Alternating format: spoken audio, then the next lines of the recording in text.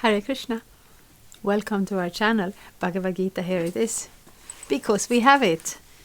Bhagavad-gita as it is. Translation and commentary by His Divine Grace A.C. Bhaktivedanta Swami Prabhupada, and my name is Labanga Latika. So we are in the 13th chapter, Nature, the Enjoyer and Consciousness. And today we will be reading text 4. Krishna starts to explain things to Arjuna. Shri Guru Shri Juta Padakamalang. So, here we have text 4. I will read the Sanskrit, because Krishna's words are in Sanskrit and it's very nice to repeat them. Thankfully, we have them translated as well, so we can actually understand what's in them. Tat kshetrang yadrikcha yad vikari yataschayat savayo yat prabhavascha tat samasena me shrinu. Now, please hear my brief description of this field of activity and how it is constituted, what its changes are, whence it is produced, who that knower of the field of activities is, and what his influences are. Yes, so we want to listen up here. Please hear from me, Krishna says. Shrinu, understand, because that's us.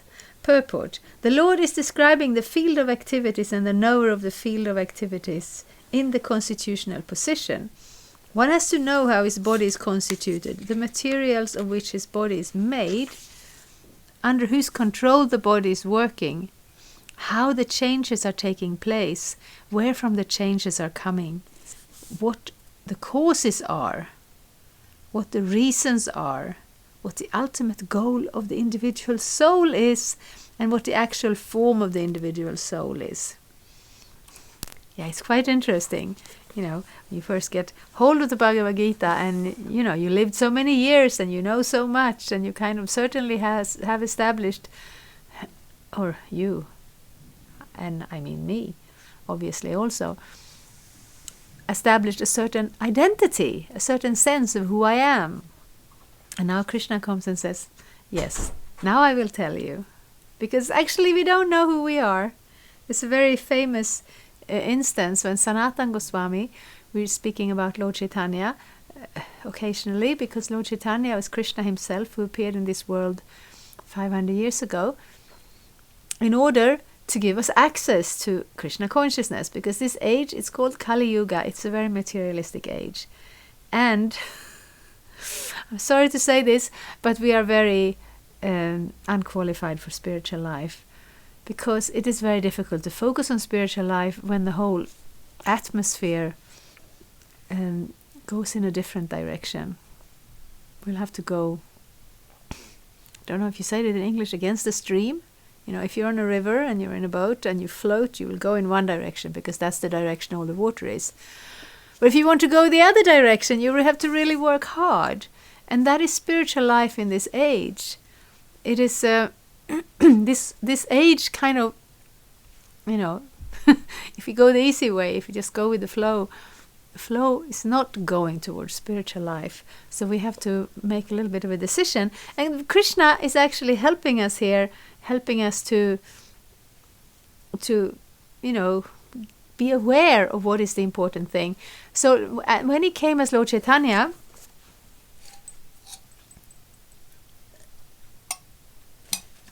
some of his followers, we speak about the 6 Goswamis, they were translating literature, they were writing literature, they were establishing temples, and they were establishing Lord Chaitanya's actual work here that is still there today, which we are also following.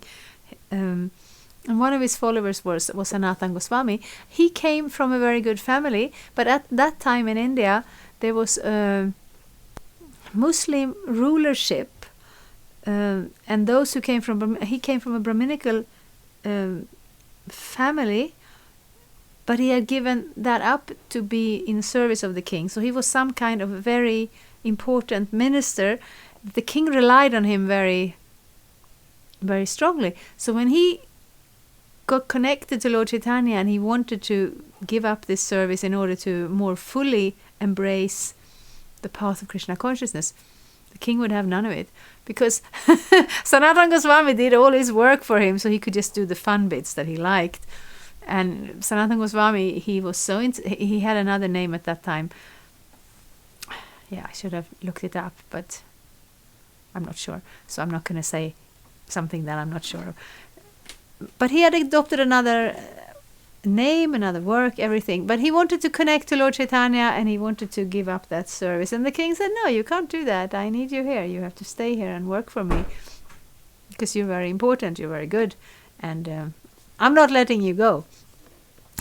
He wasn't in the union. He couldn't really protest. Somehow or another, he managed to extract himself from the situation and connect to Lord Chaitanya. So in the Chaitanya Charitamrita, which I warmly recommend if you haven't read it, we read the Bhagavad-gita, we want to read the Srimad Bhagavatam, which is the postgraduate study, but we also definitely want to read Chaitanya Charitamrita, which is the philosophy and the life of Lord Chaitanya. And there at one point when Lord Chaitanya and Sanatana Goswami met up, then that's what Sanatana Goswami was saying. He said, Kiyami, who am I? People call me a big man. I have an important position. I'm supposed to be, very intelligent and very capable. But I don't even know who I am. And Lord Chaitanya appreciated that, because that is our position in this world. Kiyami. I'm not this body, I'm not this age, I'm not this country, I'm not my work, I'm not my family.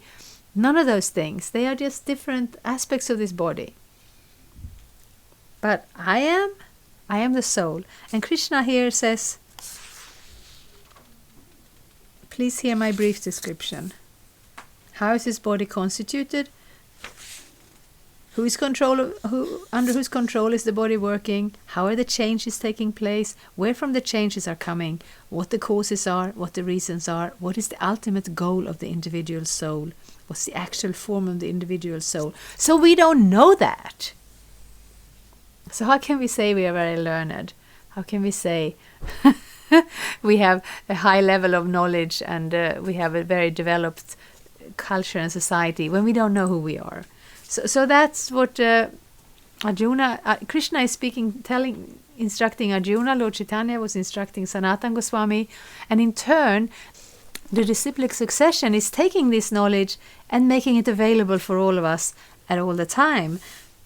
So that's what we want to pay attention to, actually, in this life, when we are human beings, when we have enough ability to pick up spiritual knowledge. All the other parts, eating, sleeping, Prabhupada would always say that, eating, sleeping, mating and defending. We need to eat, we need to have a shelter where we can sleep, we need to have a family, we need to have children, and we need to defend ourselves. So that fear and that defense and that eating and that mating business, that's something we have in common with the animals.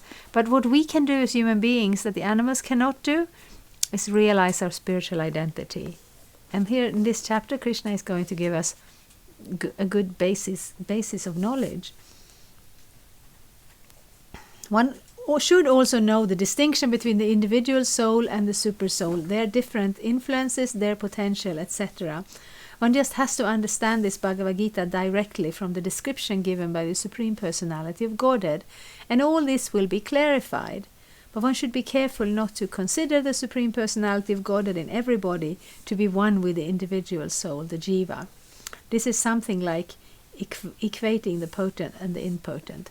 So yes, we get these warnings, not because we're stupid, but because these are easy mistakes to make, because these are the kind of things we've heard before. And then we kind of feel it's familiar. Somebody says it's all one. Somebody says, we're all merging in God. When you start to, distance yourself a little bit from the materialistic aspirations of our culture and you want to turn to something spiritual, you will immediately run into these impersonalists.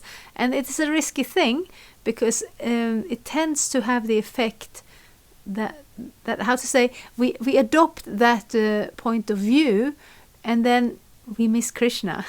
Then we miss the actual point of everything, the actual point of knowledge, the actual point of self-realization, And the actual goal of life is to again develop that love for Krishna. And if we are convinced that there is no Krishna, that we are all one, then we miss that. So we don't want to do that. We want to enter into this chapter and take advantage of all the knowledge that Krishna is prepared to give Arjuna.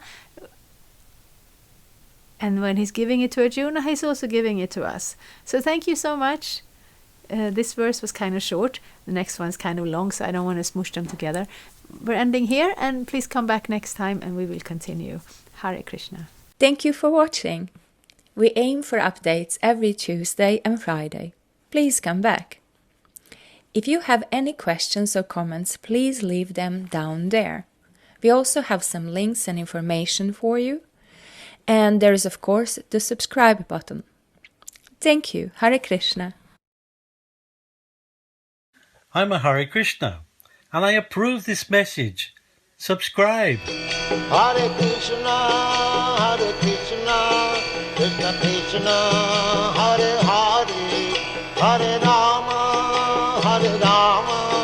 Rama Rama, Hare Hare. Hare Krishna, Krishna Krishna.